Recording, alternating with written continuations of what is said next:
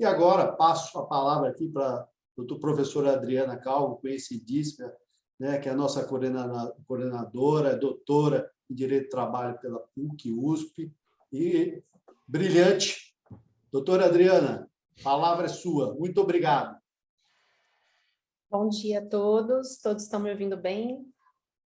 Então, com grande prazer estar aqui. Faltou o Jorge dizer que a iniciativa desse evento foi do Freitas. O Freitas que fez uma reunião e falou, olha, a gente precisa trazer para o Brasil essas decisões recentes que estão acontecendo no mundo, como a gente pode aproveitar essas decisões para o nosso cenário aqui no Brasil. E assim nasceu, né, Freitas, esse evento para falar sobre essas decisões. Todos estamos aprendendo juntos, né, porque aqui está sendo um evento, eu estou vendo vários colegas professores, Homero, Patrícia Helena, estou vendo alunos, Maristela, Laura, a gente está aqui com um grupo de 260 pessoas, que acredito todos aqui interessados em estudar mais e ter mais informações sobre o tema, porque a grande dificuldade é que quando a gente está aqui, né, a gente acaba não tendo tanto acesso, a gente tem que estudar, tem o obstáculo da língua, né, falar o inglês, falar o espanhol, para poder ter acesso a esse material riquíssimo que está sendo produzido aí fora do Brasil.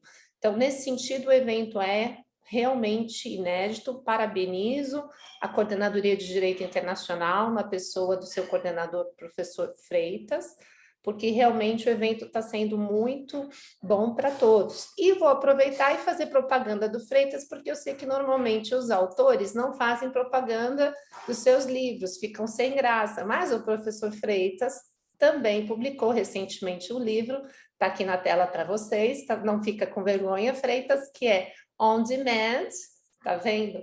Antônio Rodrigues de Freitas Júnior, um livro fantástico sobre o tema também, que vai contribuir muito para a academia. E o professor Freitas deveria estar falando aqui também, ele organizou e não fez uma fala, mas no final do debate vai estar com a gente para trazer suas contribuições, né? Bom, eu fiquei para falar sobre a Califórnia. Por que a Califórnia? Muitos não sabem, mas quando eu terminei a faculdade, eu fui fazer um curso de Legal Assistantship na Universidade da Califórnia de Irvine, UCI. E eu sempre lidei com clientes estrangeiros, sempre gostei do direito americano, continuei acompanhando muitas das questões que eram discutidas nos Estados Unidos. O João Renda sabe, né, que aqui na academia no Brasil não há muita literatura, muito prestígio para o direito americano, né? Sempre se incentiva mais a gente estudar o direito europeu, Espanha, Portugal, e realmente com o seu trabalho agora, João, espero que a gente consiga fazer mais pessoas interessadas em estudar o direito americano e abra aí uma porta, porque realmente precisa na academia um estudo mais detalhado sobre o direito americano.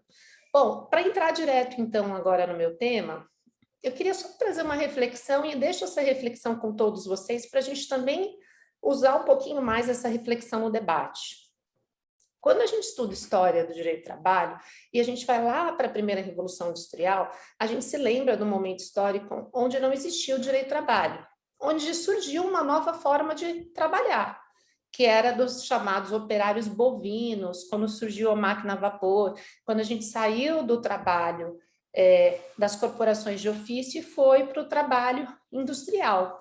Vocês se lembram que naquele momento histórico não existia nenhum ramo do direito regulamentando aquela relação? A relação era simplesmente livremente negociada entre os novos patrões, donos das fábricas de agulha, fábricas de botões daquela época, né, daquele momento histórico, com os trabalhadores que surgiam, um trabalho manual, masculino, onde mulheres e crianças eram consideradas meia força, todos se lembram muito bem disso, a gente, quando começa curso de Direito do Trabalho, sempre faz essa exposição histórica. E o que aconteceu naquele momento histórico? Como não havia nenhuma tutela, nenhuma regulamentação daquela nova relação que surgia, nós tivemos uma exploração nunca antes havida na história, né? Pessoas trabalhando 16 horas por dia, pessoas sem férias, sem 13º, pessoas quase em situação de trabalho análogo à condição de escravo. E o direito do trabalho surgiu exatamente para quê? Para regular essa relação. E trouxe, naquele momento histórico, o conceito de empregado e empregador. Se a gente for olhar nosso artigo 2º e artigo 3º da CLT, que traz o conceito de empregado e empregador, ele traz um conceito que reflete primeira e segunda Revolução Industrial, que reflete aquela relação bilateral, grande empresa com pequeno empregado, patrão operário. Então, uma relação bem definida, né? Orlando Gomes, num dos artigos que eu usei para minha tese de mestrado, eu sempre gostei dessa discussão de relação de emprego, porque na minha tese de mestrado eu estudei o contrato do alto executivo dos diretores estatutários de sociedade anônima. E já quando eu defendi minha tese, né, agora já vai fazer uns 15 anos atrás, já a gente discutia essa posição do alto executivo, que ele era, dentro da relação de emprego, uma posição muito dissociada do pequeno empregado. Então, hoje, a gente tem uma relação onde nós temos um patronato difuso e um proletariado difuso, vários perfis de empresa e vários perfis de empregado. E o direito do trabalho, ele surgiu nesse momento histórico, que precisava regular, e regulou essa relação grande empresa com pequeno empregado. E aí, o que acontece? Agora, a gente vive a revolução digital, e a revolução digital, de novo, vem trazer novas relações de trabalho.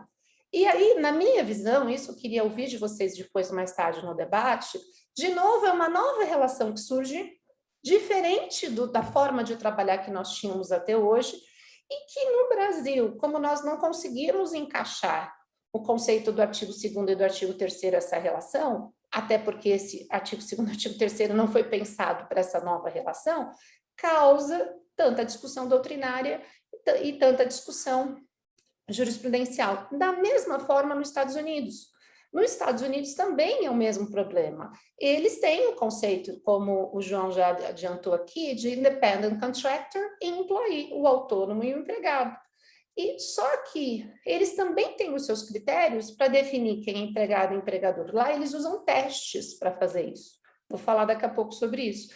Então, esse é o grande problema que nós enfrentamos no mundo inteiro. É uma nova relação que surgiu. Se a gente for estudar um pouquinho sobre a Revolução Digital, a gente vai entender que a Revolução Digital, ela prega, né, uma relação, e aí a reflexão, será que essa relação que ela prega é a relação de fato que nós temos?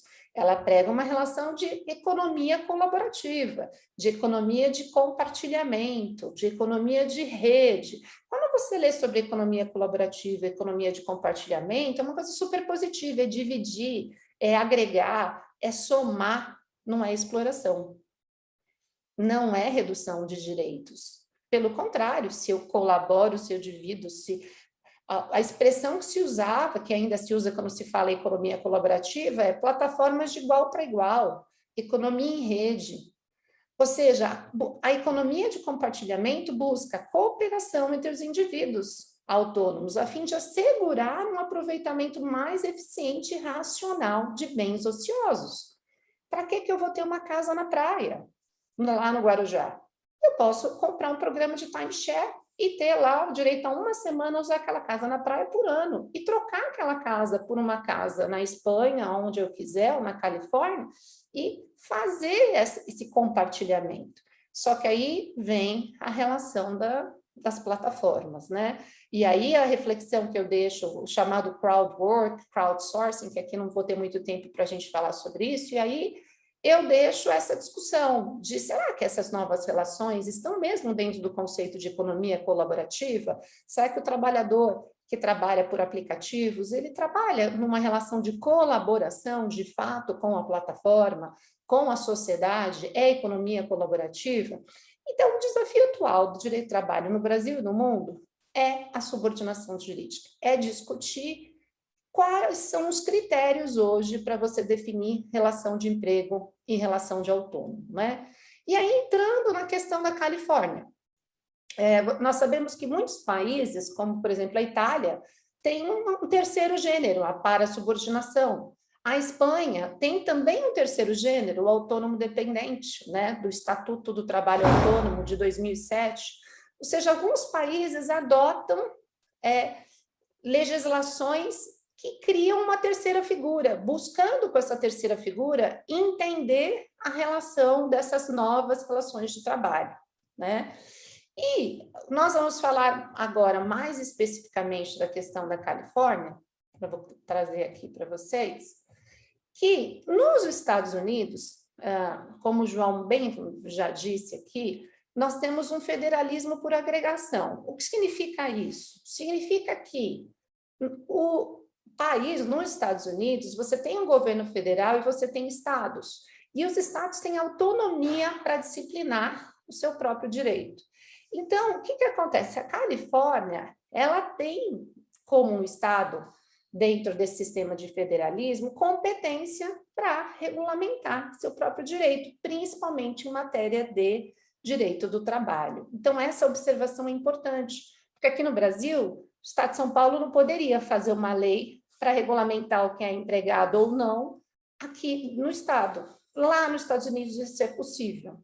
E como começou esse debate na Califórnia? Vejamos, gente, Califórnia, onde é o berço da Revolução Digital. Califórnia, que tem o Silicon Valley, que é onde começou toda essa nova forma das empresas se reestruturarem. O que aconteceu foi que, em 30 de abril de 2018, a Suprema Corte da Califórnia, no famoso caso Dynamex Operation West, Inc., versus Tribunal Superior, teve que discutir um caso para classificar os motoristas dessas empresas como trabalhadores empregados ou não.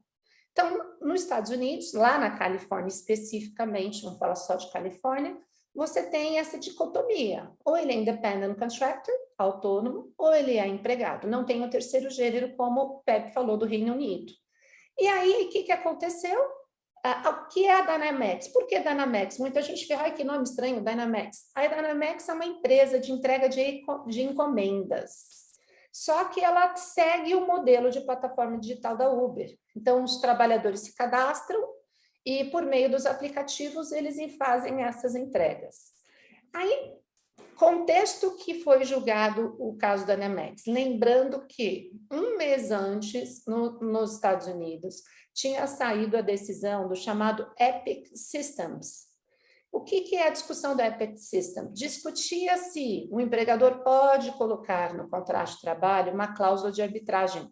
E se essa cláusula de arbitragem colocada no contrato de trabalho afasta a possibilidade de class actions, que são as ações coletivas, que lá é o grande pavor das empresas, são as ações coletivas, as class actions. Então, os trabalhadores de plataforma, eles estavam se organizando em class actions, estavam se organizando, seu movimento estava sendo organizado do ponto de vista coletivo. Só que um mês antes sai a decisão do Epic System, dizendo que se tiver no contrato essa cláusula, não pode usar class action. E aí, a discussão ficou um pouco mais limitada desse tema por conta das cláusulas de arbitragem, por conta desse precedente do Epic System. E aí veio a discussão do Dynamex. O que a Corte Superior da Califórnia decidiu? A Corte declara no voto, ela diz exatamente que precisamos elevar os padrões de vida dos trabalhadores californianos. E o juiz, lá na decisão, eles dizem o seguinte, que essa questão social na Califórnia passou a ser muito complicada nos últimos anos. Eu morei na Califórnia em 1996. Quando você andava na rua, você não via desigualdade social. Não existia o que nós chamávamos de homeless. Homeless são os mendigos. Hoje, você vai para a Califórnia, eu fui para a Califórnia um ano antes da pandemia, eu fiquei chocada como a Califórnia mudou e como aumentou a desigualdade social.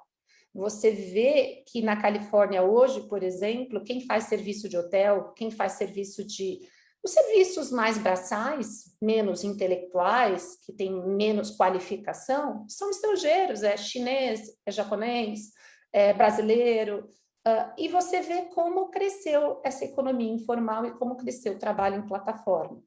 E aí, você vê que nessa decisão, eles estão preocupados com isso, né? Com o aumento da desigualdade social na Califórnia, com o aumento dos homeless, dos mendigos nas ruas. E aí eles dizem, precisamos elevar os padrões de vida, que nem o Biden falou no vídeo que o João falou, né? A classe média construiu os Estados Unidos. E agora, o que nós estamos fazendo com ela? E querendo ou não, essa mão de obra que vai para a plataforma, esse é o trabalhador que precisa pagar as contas no final do mês, é o trabalhador que precisa consumir no final do mês, que gira toda a economia, né? E o que aconteceu no caso da Dynamex? a caso da Dynamax foi um precedente importantíssimo para todos os Estados Unidos, porque afastou o antigo teste Borello. Então, você tinha um precedente, que era o SG, Borello e Sons Inc. versus Departamento das Relações Industriais, que era de 1989, que era um precedente que trazia 11 pontos que o magistrado tinha que analisar no caso concreto para definir se alguém é empregado ou se alguém é autônomo. E aí, o que aconteceu? Era um teste complexo, difícil, porque pensem, gente, a preocupação não é só trabalhador em plataforma, a preocupação são essas novas formas de trabalho autônomos, entre aspas. A gente tem vários casos, não é só plataforma. Então, o teste era para ver todo esse tipo de relação, desde o trabalho na construção civil, até o trabalho doméstico, o trabalho do representante comercial, o trabalho de diversas outras formas de trabalho que nós temos hoje, que preocupam.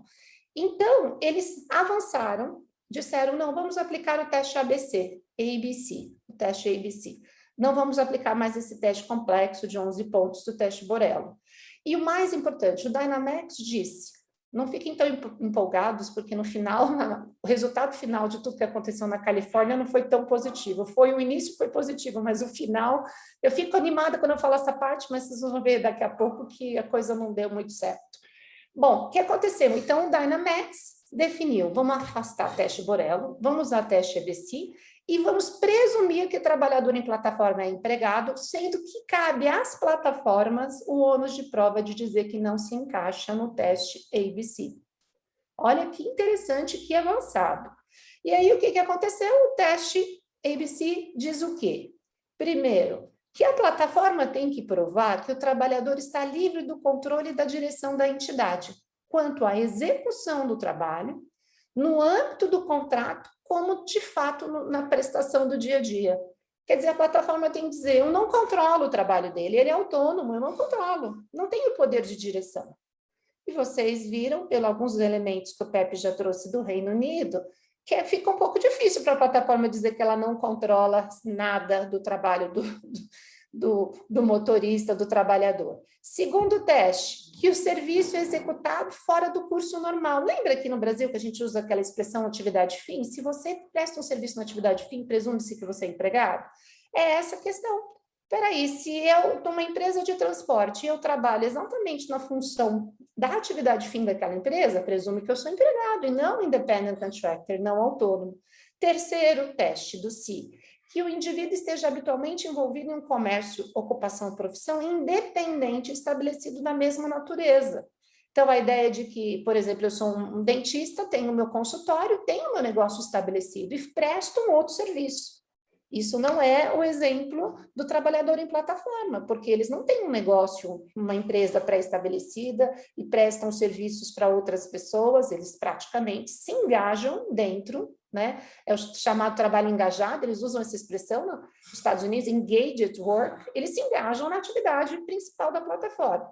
Só que, muito importante, o Dynamax, o teste ABC, não é só para plataforma, para todas quaisquer outras formas de trabalho onde houver essa dúvida, é empregado ou é autônomo? Bom, então, se a gente for fazer uma análise do teste ABC para o Brasil, a gente não está muito longe em relação às doutrinas aqui jurisprudenciais, porque aqui no Brasil, em vez de a gente enfocar na questão do controle, a gente foca na questão da subordinação. É as duas moedas, né? Poder de direção e subordinação. Aqui no Brasil, a gente também usa como um critério definidor a questão do trabalho na atividade fim, e aqui no Brasil também a doutrina tem destacado muito a questão da dependência econômica. Poxa, se eu não tenho meu próprio negócio, se eu não sou um trabalhador que já tem estabelecido sua própria fonte de renda e eu estou trabalhando direto para a plataforma, então eu tenho uma dependência econômica dessa plataforma. Bom, o que aconteceu depois da decisão do Dynamax? A deputada californiana Lorena Gonçalves acabou levando um projeto de lei em setembro de 2019 chamado AB5. O que é AB? Assembly Bill, projeto de lei, número 5. E esse projeto foi aprovado e entrou em vigor em 1 de 2020. Foi a primeira legislação estadual dos Estados Unidos que redefiniu o teste para classificar trabalhadores em plataformas e outras formas de trabalho, não é só para plataforma.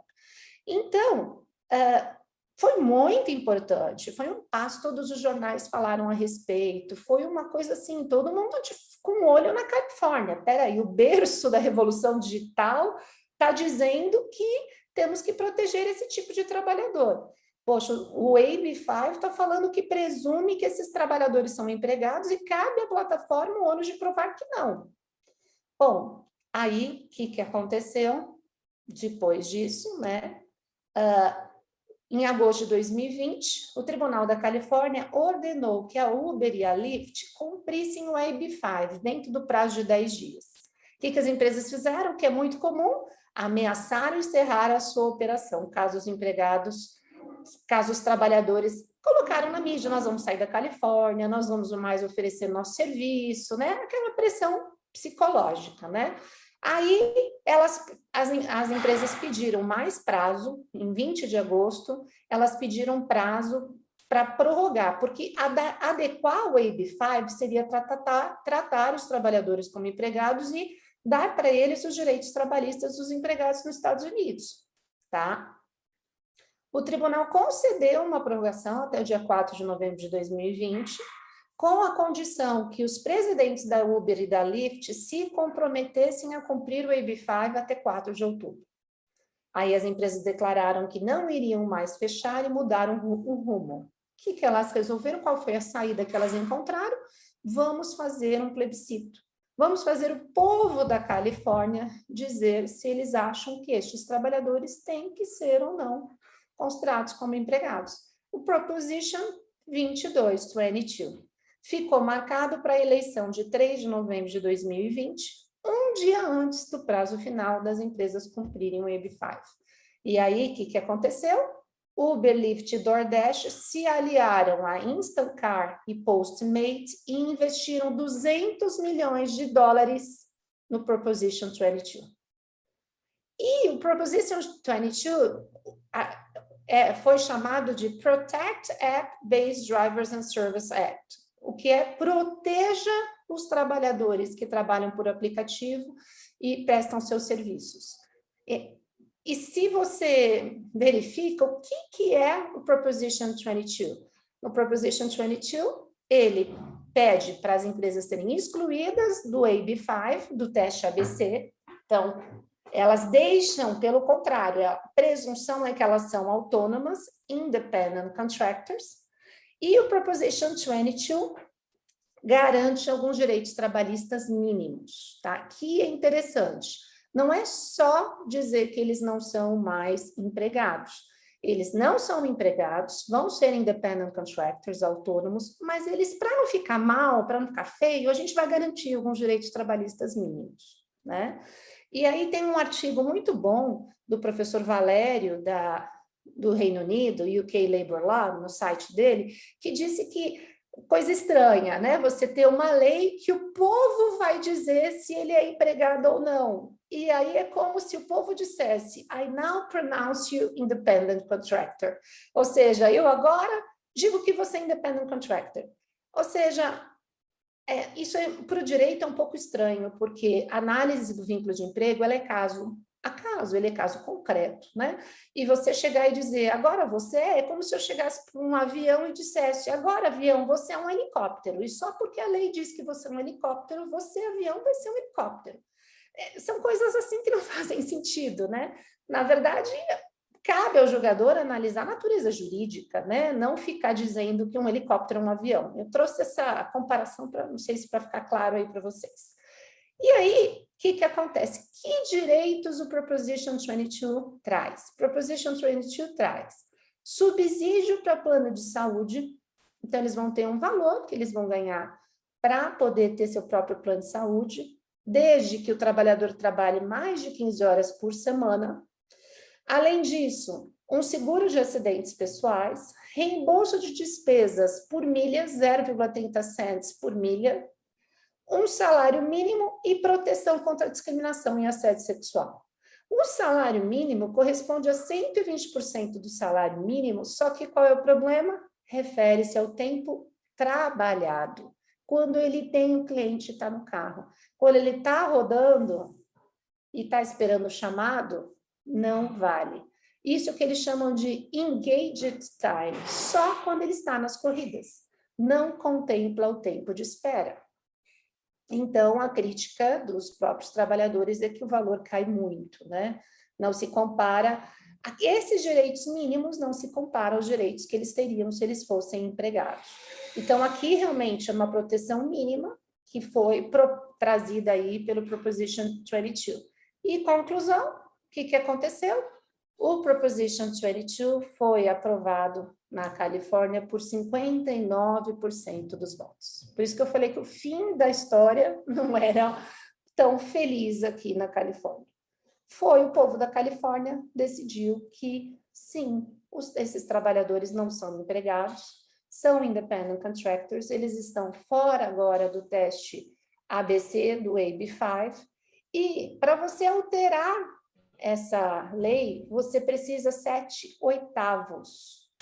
Normalmente, a regra é 2/3. Eles foram muito inteligentes de já colocar no Proposition 22 que, se fosse aprovado, para alterar, precisaria de 7/8. Então, gente, essa é a situação na Califórnia, né? Nesse momento, nós temos aí o Proposition 22, nós temos aí esses direitos que foram garantidos aos trabalhadores. Gostaria de citar também que o Proposition 22 exclui o direito ao seguro de acidentes pessoais se o acidente do trabalho estiver, se o trabalhador, quando sofreu o acidente, estiver conectado em outro aplicativo. Então, eu tenho o seguro da Uber, mas eu estou fazendo 99 e o acidente ocorreu quando eu estava na 99, não vou ter direito. O Proposition 22 também determina que as empresas paguem custos médicos e horas paradas para os motoristas que se acidentarem, ficarem feridos enquanto dirigem, né? Então, basicamente é isso. Para finalizar, eu só queria mostrar para vocês aqui na tela o próprio Proposition 22, que só para mostrar um pouquinho para vocês como é que ele foi colocado, né? Na hora da divulgação para o povo da Califórnia votar. É interessante que eles, claro, enfatizaram os outros aspectos em relação ao tema. Olha, tá lá, Proposition 22. Depois eu coloco o link até aqui para vocês no site. E eles colocam justificando para o povo por que a gente precisa ouvir a opinião de vocês. Está lá. Milhares de californianos estão aqui para escolher. Não, milhares de californianos escolheram trabalhar como autônomos na moderna economia baseada em aplicativos para transportar passageiros e entregar comida, mercadorias e outros produtos como uma forma de ganho de vida, de renda, enquanto mantém a sua flexibilidade de decidir when, quando, where, onde e como trabalhar. Então, eles colocam nesse proposition a ideia de que, olha, se você decidir que ele vai ser empregado, ele vai perder essa flexibilidade, que trabalhar por aplicativo é fantástico, porque ele tem flexibilidade de decidir como ele trabalha, onde ele trabalha e como ele trabalha. Se ele virar empregado, ele vai ter que cumprir horário, ele vai ter que ter chefe, ele não vai poder decidir nada dessas coisas. Eles trabalham essas ideias no Proposition 22. Está aqui escrito, estou mostrando para vocês.